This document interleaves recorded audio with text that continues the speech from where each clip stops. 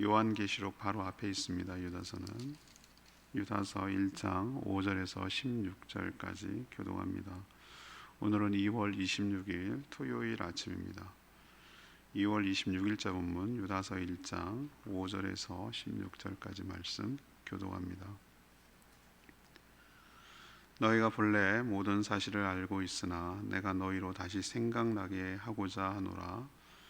주께서 백성을 애굽에서 구원하여 내시고 후에 믿지 아니하는 자들을 멸하셨으며 또 자기 지위를 지키지 아니하고 자기 처소를 떠난 천사들을 큰 날의 심판까지 영원한 결박으로 흑암에 가두셨으며 소돔과 고모라와 그 이웃 도시들도 그들과 같은 행동으로 음란하며 다른 육체를 따라 가다가 영원한 불의 형벌을 받음으로 거울이 되었느니라.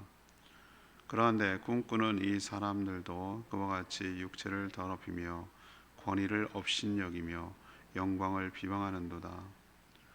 천사장 미가엘이 모세의 시체에 관하여 마귀와 다투어 변론할 때에 감히 비방하는 판결을 내리지 못하고 다만 말하되 주께서 너를 꾸짖으시기를 원하노라 하였거늘 이 사람들은 무엇이든지 그 알지 못하는 것을 비방하는도다. 또 그들은 이성 없는 짐승같이 본능으로 아는 그것으로 멸망하느니라.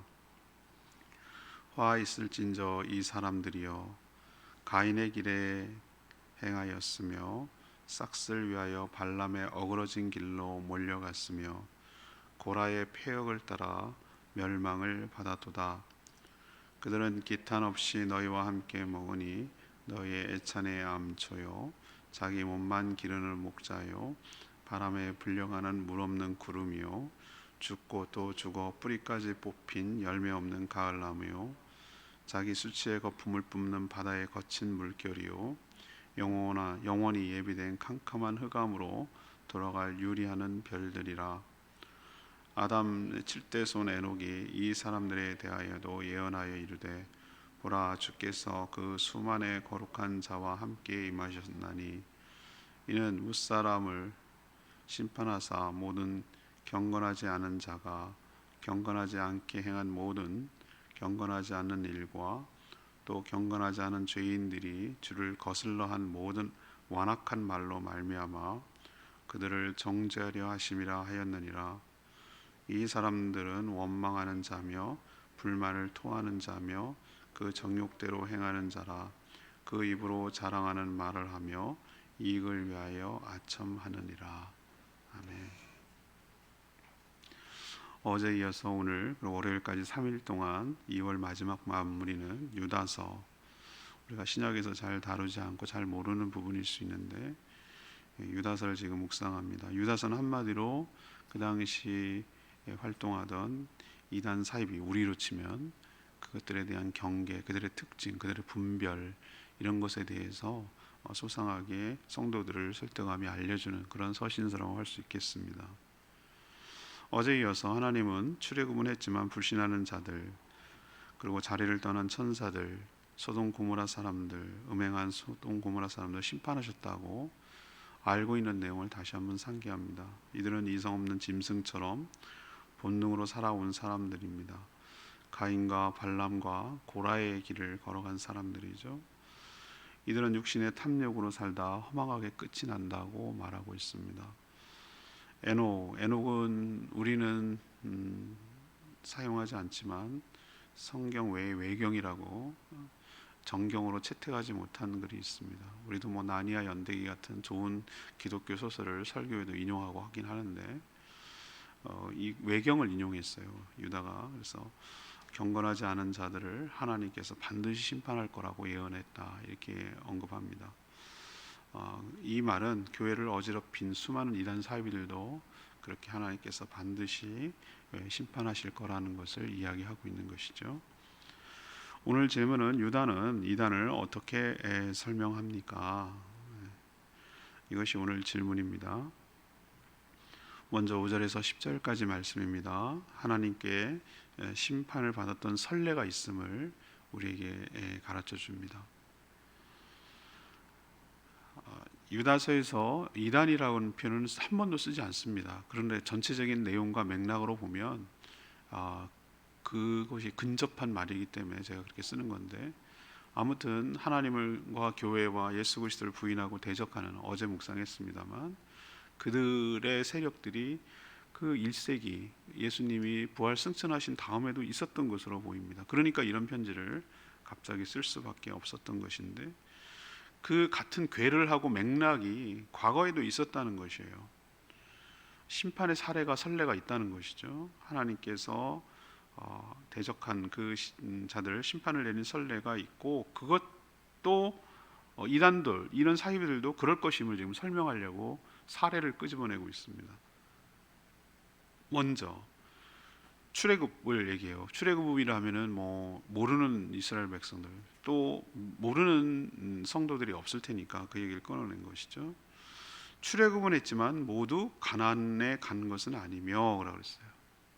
우리 너무 잘 알고 있죠. 출애굽 1세대들은 여호수아와 갈렙 외에는 다 광야에서 죽었어요. 죽은 이유는 너무 분명하고 명백해요. 하나님을 불신했기 때문에, 믿지 못했기 때문에 거역한 것이죠. 그래서 그들이 다 죽기까지 40년을 기다린 거예요. 방황하게 만들었어요. 그것을 지금 언급하는 것이고요. 또 다른 언급이 있어요. 우리는 잘 이거에 대해서 잘 모를 수 있는데, 영광스러운 자신의 지위를 지키지 않고 자신이 있어야 할 포지션, 그러니까 자리, 역할, 처소를 떠난, 처소라는 건 단순히 그냥 머무르는 집이 아니라 자기의 역할, 자기의 신분, 자기의 포지션, 자기의 이런 것들, 이걸 떠나는 걸 처소를 떠난, 이렇게 표현하는 거예요. 처소를 떠난 천사들도 있단 말이죠. 아니, 천사가 이래? 이게 바로 누구냐? 사탄 마귀예요. 그리고 그들을 따르는 악한 영들, 귀신들이라고 할 수 있는 것이죠. 아니, 어떻게 천사가 타락해요? 교만이 하늘을 찌른 것이죠. 예. 그 마귀가 원래 천사였습니다. 그를 따르는 것들도 천사장이었고 천사들이었습니다. 학자들마다 좀 의견이 다릅니다만, 하나님을 찬양하는, 루시퍼가 그런 하나님을 찬양하는 영광스러운 자리였다 이 말이죠. 근데 왜 우리는 맨날 하나님만 찬양해야 되냐? 이게 얼마나 영광스러운 일인지도 모르고, 자기도 감히 꿈꿀 수 없는, 자기도 찬양을 받고 영광을 받고 싶은, 하나님을 대치하고 싶은, 자기의 영역과 나라를 만들고 싶은 그런 교만한 마음 때문에 타락하고, 그 있어야 될, 해야 할 역할을 떠나가지고 결국은 이들이 그러면 잘 됐냐? 아니죠. 하나님의 그 절대 권력에 따라서 영원한 결박을 당하고 지옥에 가두셨다, 하나님께서. 그 선례가 있다, 그 얘기를 지금 하는 것이고요. 원래는 지옥이라는 것이 이 악한 영들을 영원히 가두기 위한 것이었는데, 타락해서 그를 따르는 사람들까지도 함께 가게 된 꼴이 돼버렸어요. 그런 선례가 있음을 또 얘기하고 있고요. 또 우리가 잘 아는 대로 육체의 욕망을 따라, 육신의 욕망을 따라 짐승처럼 사는 것이죠.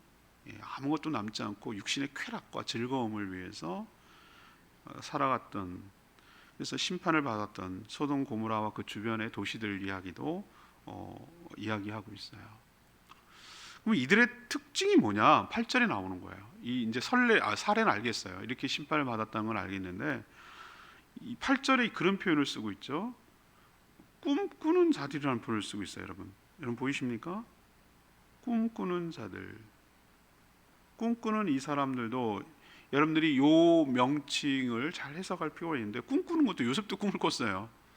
그럼 이 사람들이 꿈을 꾸느냐, 뭔가 이상과 비전이 있는 사람들이냐, 그런 게 아니고, 자기가 하나님의 계시를 받는 방법이 꿈을 통해서 받는다고 생각을 하는 거예요. 그렇게 꿈꾸는 사람들이라는 뜻이에요. 이런 사람들이 그때만 있는 게 아니라 지금도 그래요. 그럼 하나님이 꿈을 통해서 계시를 하지 않느냐? 그건 아니에요. 여러분들 하나님을 제한하시면 안 돼요.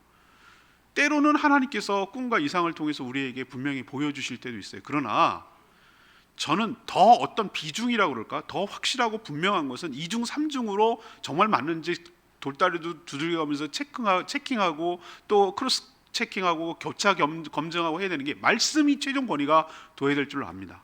말씀이, 이거는 성문화된 하나님의 뚜렷한 계시예요.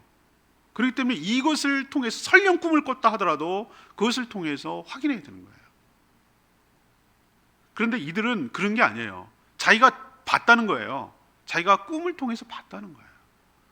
주변에 멀리 갈 거 없어요. 수없이 널려 있어요. 수많은 이단들은 자기가 봤대요.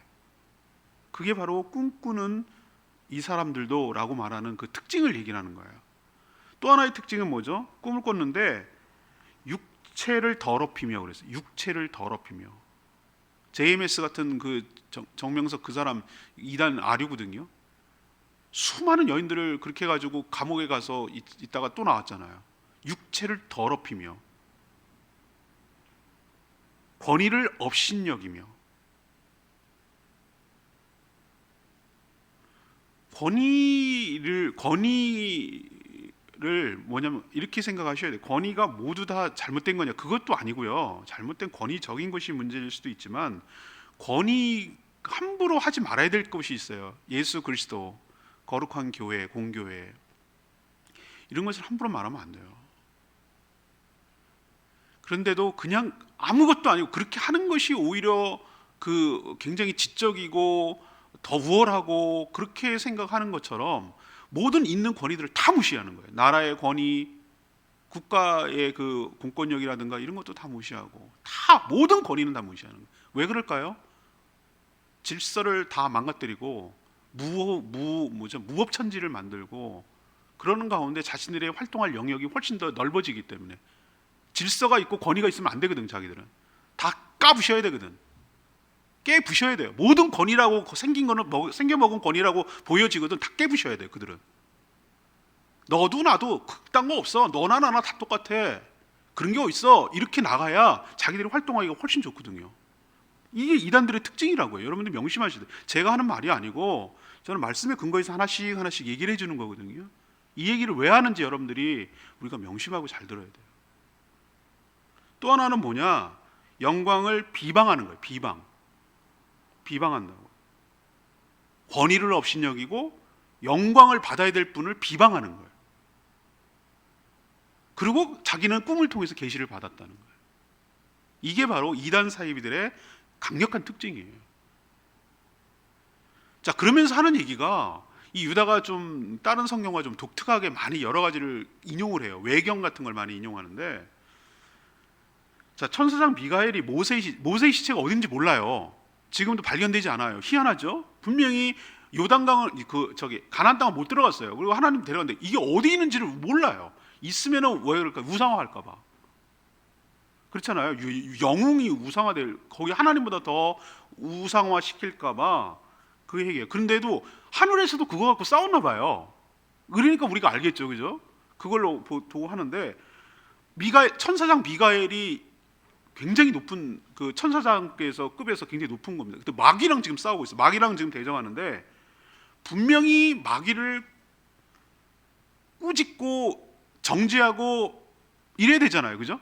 예, 그래야 되는데도 불구하고 천사장 미가엘이 모세의 시체에 관해서 이게 다툴 때, 변론할 때 비방하는 판결을 내리지 않고 뭐라고 했냐면, 다만 주께서 너를 사단 마귀를 말하는 거예요. 너를 꾸짖으시기를 원하노라, 이렇게 말했다는 거예요. 이 이야기를 왜 유다가 끌고 들어오죠? 천사장이 명백한 그 악한 사단 마귀를 정죄하고 판단하고 꾸짖을 수 있는데도, 그러니까 정죄할 수도 있고 할 수 있는데도 불구하고 그렇게 하지 않았다. 굉장히 조심스러웠다. 이 얘기를 지금 하려고 유다가 이 이야기를 지금 하는 거예요. 근데 너희들은 어떻다? 이단 사이비들은 어떻다는 거예요? 모든 권위 부시고 모든 영광 다 업신여기고 비방하고 이러는 그들의 모습을 보라는 거예요. 지네는 천사장급에도 해당하지 못하면서, 미가엘도 아니면서, 이 얘기예요 지금. 그래서 이단들은 오늘 10절에 보면 이단들은 알지 못하는 것을 비방하는 이성 없는 짐승처럼 본능적으로 살다가 하나님의 심판을 받는다라는 얘기를 지금 이야기하고 있어요. 유다가 왜 이런 사실을 쭉 얘기하죠? 어제 여러분은 묵상했잖아요. 왜 이 편지를 갑작스럽게 바꿀 수밖에 없냐면은 그 당시 상황이 그 1세기죠. 1세기. 이거는 꼭 예루살렘 교회만 하는 거예요. 이 사람이 순회 전도자였기 때문에 예수님의 친동생이에요. 예수님의 요셉과 마리아 사이에서 태어난 사람이에요. 근데 이 사람이 어디인지 모르지만 지금 학자들은 추정하기를 터키 지역, 그러니까 아시아 지역에서 활동하는 어떤 교회를 대상으로 쓴 거 아닌가라고 판단하는데, 그 당시에 교회가 잘 성장하고 할 줄 알았는데 이런 이단 사이비들이 들어와서 난리가 난 거예요, 교회가. 그래서 그들을, 성도를 지키고 보호하기 위해서 이 편지를 갑자기 이렇게 짧게라도 쓸 수밖에 없기 때문에 그 지금 타겟을 놓고, 목적을 놓고 이게 쫙 설명하고 있는, 여러분 그 백그라운드를 좀 이해를 하셔야 돼요. 자, 그럼 왜 이런 선례를, 심판의 선례를 얘기할까? 교회를 허물고, 그러니까 비방하고 영광을 업신여기고 권위를 업신여기, 이런 모든 행위, 꿈 꿨다 그러고 이런 자들 역시 앞에 선례대로 출애굽 과정, 타락한 천사들, 소돔 고모라 뭐 이런 자들과 똑같이 하나님이 그냥 모르시는 것이 아니라 때가 되면 교회를 허물고 하나님의 영광을 가리고 예수 그리스도를 비방하는 그 모든 이단 사이비들 역시 하나님께서 반드시 뭐한다? 심판하신다라는 것을 깨우치려고 오늘 이야기를 끄집어내고 있는 것입니다. 우리도 어떻게 대하고 어떻게 바라봐야 될지 우리도 삼가 조심하면서 또 잘 분별하는 저희 모두가 되기를 원합니다. 두 번째는요, 이단에 대해서 어떻게 되냐면 11절 13절까지인데, 이단은 탐욕으로 살다 허무하게 끝난다라는 것을 우리에게 보여줘요. 과거에도 이단처럼 살다가 망한 사람들이 더 있었어요. 이번에는 이제 사례로, 이제 비유로 얘기하는데요. 동생을 죽인 가인의 길, 그 라인으로 걸어갔던 사람. 그죠? 자기가 문제를 갖다가, 자기 문제잖아요. 자기가 하나님 앞에 관계가 문제가 돼가지고 엉망으로 삶을 살다가 그거 대충 그까이 거 뭐 그냥 드리면 되지 뭐 이런 식으로 갖다가 하나님이 불을 내려서 안 받고, 동생은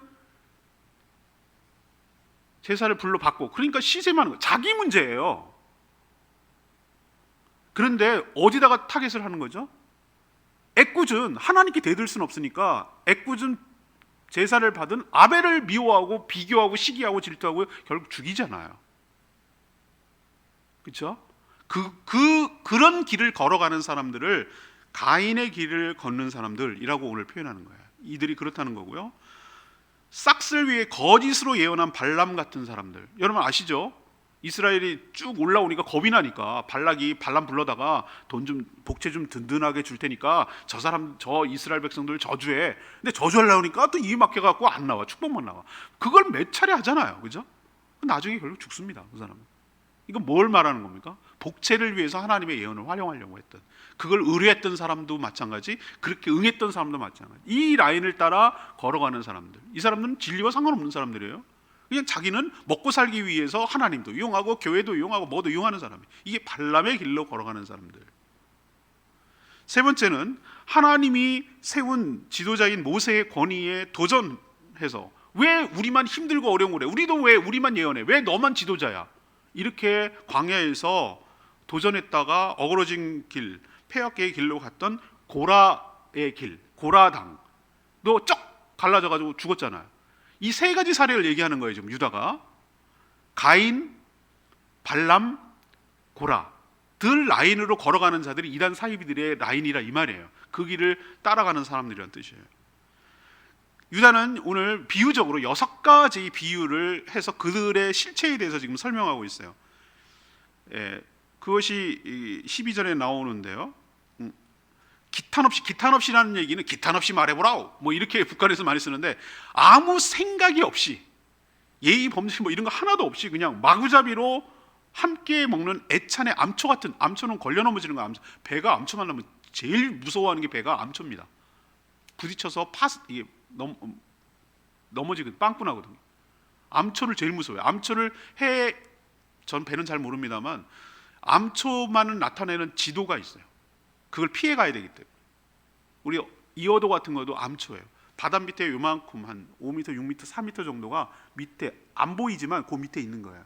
안 보인다고 해서 그게 없는 게 아니에요. 그걸 뭣도 모르고 갔다가는 배가 파손당하는 것이죠. 그 암초. 그러니까 이들을 갖다가 암초라고 표현했어요. 애찬의 암초. 성찬을 하는데 막 유세비로 먹고 질서를 어기고 거룩한 성찬을 함부로 훼손하는 암초 같은 존재.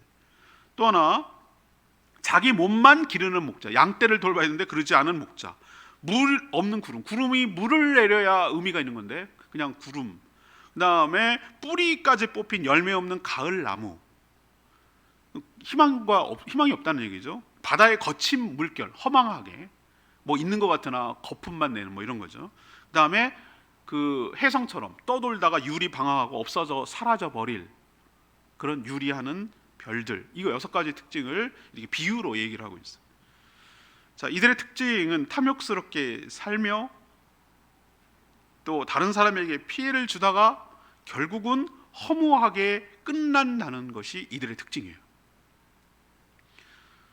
처음에는 뭔가 대단한 것처럼 보이지만 그들의 끝은 아무 열매도 없는 허망하게 마친다는 공통점이 있어요.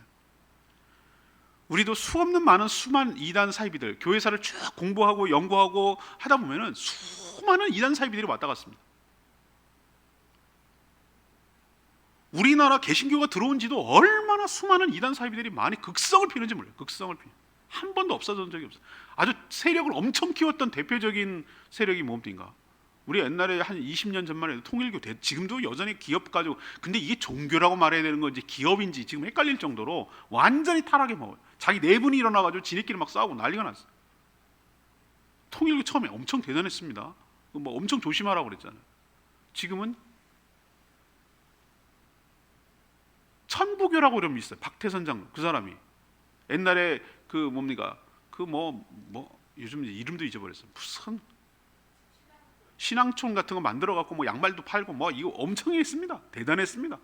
꼭 십자가 대신에 거기다 놓고 비둘기 갖다 놓고 이렇게 비둘기 이렇게 해가지고 천부교 지금 서서히 흔적도 없이 사라지고 있습니다. JMS 정명석 얼마나 대학가에서 난리를 쳤는지 모릅니다. 제가 단언하고 예언하건대 신천지 이만희 죽으면은 제가 생각할 때는 10년, 20년 내로 저거 이렇게 됩니다. 지금이야 뭐 엄청 극성을 피고 뭐 30만이 어떻고 검찰도 못 건드리고 이런 정도라고 말할 정도니까 여기 갖다 줄대고 저기 갖다 줄대고 난리를 치고 있지만 분명히 말하지만 이만희 안 죽는다고 그랬어요. 자기는 안 죽는다고, 영생불사한다고 그랬어요. 내가 장남하고 손에 장을 지니는데 죽습니다. 죽고요. 죽고 난 다음에 신천지가 어떻게 될지 저는 예측이 돼요. 수많은 이단들이 걸어왔던 거죠. 저는 제 얘기를 하는 게 아니고 오늘 말씀에 근거해서 얘기하는 거예요. 처음에는 거품처럼 대단하고 기세등등하나 하나님께서 그들을 가만두지 않냐고, 진리가 아니기 때문에 영원하지 못해요. 분명히 꺾이고요.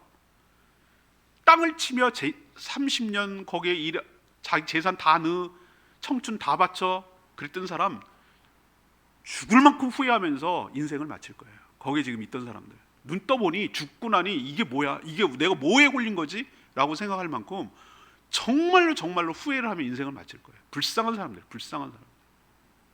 이게 바로 성경에서 제가 얘기하는 거예요.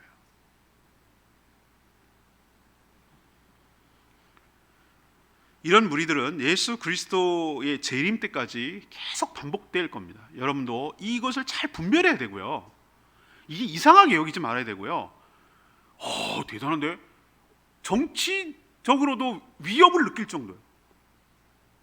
그렇게 많이 대구에서 난리가 나는데도 안 하잖아요.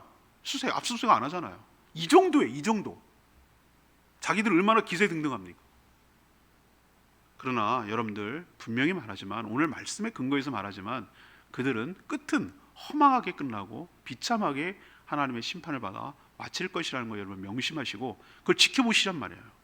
수없는 이단들이 스쳐 지나갔던 수없는 이단들을 잘 보시란 말이죠. 교회사를 통해서. 여러분도 어디에 내가 서야 되고 어디에 붙어 있어야 되고 무엇을 분별해야 되는지 명심하시고 살아가는 저희 모두가 되기를 원합니다. 세 번째는 결론적으로 14, 16절의 말씀인데, 이단은 하나님의 심판을 받을 것이라는 거예요. 유다는 외경에 나온 에녹, 이거는 아까도 말했지만 모세와 미가엘 이 시체 놓고 얘기하는 것도 외경이 나오는 거고요. 그것도 에녹서라는 게 있어요. 에녹 1서, 에녹 2서라는 것이 있는데, 신대원 가면 그냥 좀 사이드 메뉴처럼 이렇게 그런 외경이 있고 어떤 내용을 가지고 있다. 이거 왜 외경이겠습니까? 너무 함량 미달이라서 이렇게 정경으로 들어오기는 조금 미흡하기 때문에 정경 캐논으로 안 들어왔지만, 그러나 다 그냥 쓸어버리고 얘는 취급하지 마라고 하는 것이 아니라 부분적으로는 맞는 얘기를 한단 말이에요. 부분적으로. 그래서 유다서가 이걸 인용하고 있어요. 유다가 인용하고 있는데, 에녹은 여러분 창세기 나오면 쭉 제일 처음에 나오는 누구죠? 7대손이에요. 7대손. 그 아담의 7대손이면 초창기 그 사람이에요. 그 사람이 예언을 했는데 뭐라고 예언했냐면은 에녹서에 나와. 에녹 1서, 에녹 2서에 나오는데 주님께서 수많은 거룩한 천사들을 거느리고 오실 것이다.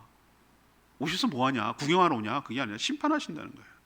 천군 천사를 대동하고 오셔서 예수 그리스도께서, 지금 유다가 이 에녹서를 인용하는 이유는 그거예요. 예수께서도 천군 천사를 대동하고 오셔서 이들을, 악한 모든 자들 반드시 심판하실 것이다. 그럼 누가 심판의 대상인가? 오늘 얘기를 하고 있죠. 15절에 모든 경건하지 않은 자들의 경건치 못한 일, 경건하지 않은 자들의 경건치 못한 일이 심판의 대상이 되는 것이죠. 이들은 예수 그리스도를 거슬러서 완악한 말로 마음대로 떠들어댔어요. 또 이들은 늘 남과 하나님을 탓하며 원망했어요. 늘 다른 사람에 대해서 불만이 쌓이고 불평을 일삼았어요. 이게 경건치 못한 일이에요. 또 자기의 정욕대로 살았어요. 또 자기 자랑에 여념이 없었어요. 그리고 또 다른 사람을 칭찬할 때는 자신에게 이익이 될 때만 아첨하려고 칭찬했어요. 이게 이 사람들의 특징이에요. 제 얘기 아니에요. 성경 오늘 다시 한번 천천히 읽어보세요. 에녹의 예언이 아니라 예수님도 스스로 이런 말씀을 하셨어요.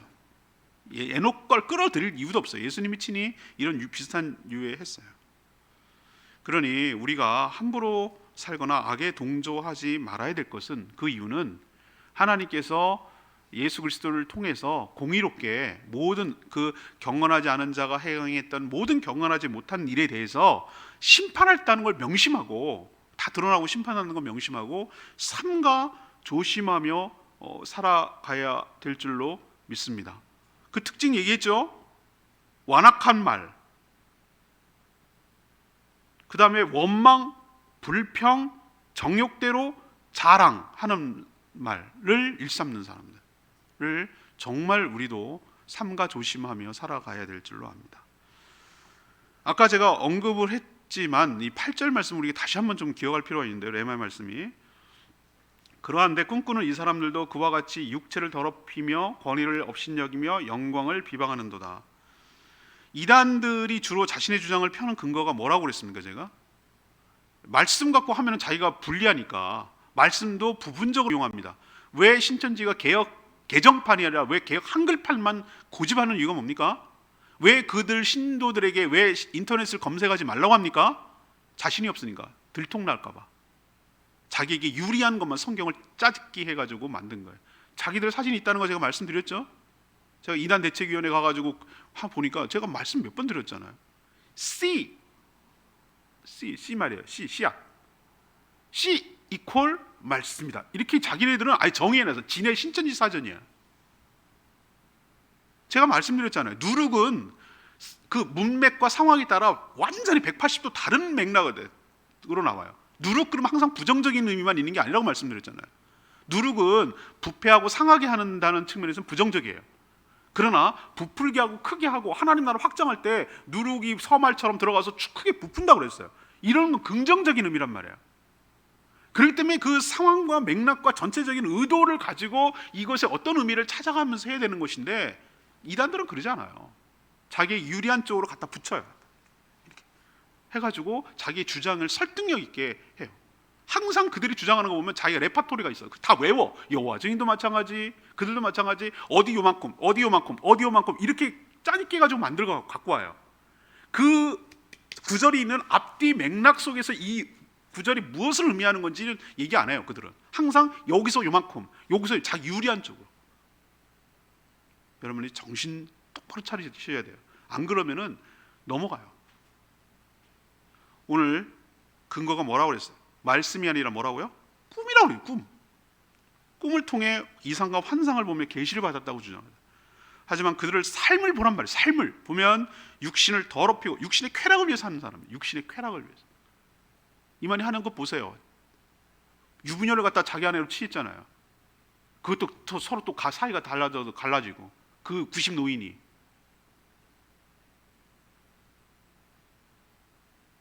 수많은 연들 보세요. 둘러싸여 있지. 육신의 쾌락을 위해서 살고 어떤 권위라도 타도의 대상으로 삼고 업신여기고,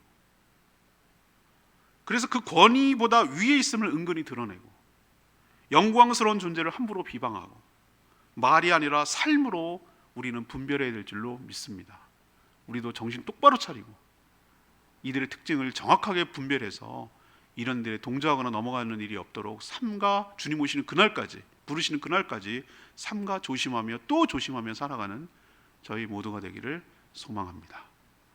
오늘 말씀 들고 기도하기 전에 찬양집 140장 부르고 기도하겠습니다.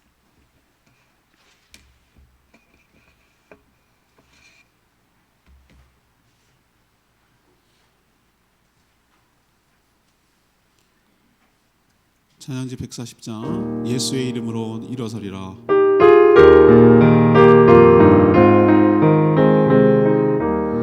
예수의 이름으로, 예수의 이름으로 나는 일어서리라. 주가 주신 능력으로 나는 일어서리라. 원수가 날 향해 와도 쓰러지지 않으리. 주가 주신 능력으로, 주가 주신 능력으로, 주가 주신 능력으로 일어서리. 그렇습니다. 원수가 우리를 향해 옵니다. 그렇지만 주님이 주신 능력으로 우리가 이기고 설게 될 줄로 믿습니다. 지금도 마지막 때에 각종 이단들이 우리를 미혹하고 우리를 쓰러뜨리려고 애를 쓰지만 오늘 말씀을 통해서 우리가 어떤지를 간파한다면 거기 넘어가지 않게 되고 우리의 신앙을 온전히 지키게 될 줄로 믿습니다. 주여, 주님 오시는 그날까지 우리의 신앙을 온전히 지키며 주님 맡게 해달라고 주의 외치며 기도합니다. 주여 하나님, 예수의 이름으로 나는 일어서리라. 주가 주신 능력으로 나는 일어서리라. 원수가 날 향해 와도 쓰러지지 않으리. 주가 주신 능력으로, 주가 주신 능력으로, 주가 주신 능력으로 일어서리. 하나님, 죄로 타락한 인류 역사를 보면 항상 이단 같은 존재들이 있어왔음을 깨닫습니다. 성경에 이미 하나님의 심판을 받는 선례가 넘쳐남에도 여전히 악한 세력들은 육신의 정욕과 권위에 대한 도전과 영광스러운 것을 비방하며 살아갑니다. 뭔가 대단한 것처럼 보이지만 이들은 하나님의 심판을 받아 허망하고 참혹하게 그 끝이 날 줄 믿습니다. 저희도 원망과 불평, 정욕과 자랑으로 살고 있지 않은지 살펴보게 하여 주시고, 말씀을 근거로 세상을 바라보고 이단을 보고 분별할 수 있는 능력이 있게 하여 주시옵소서.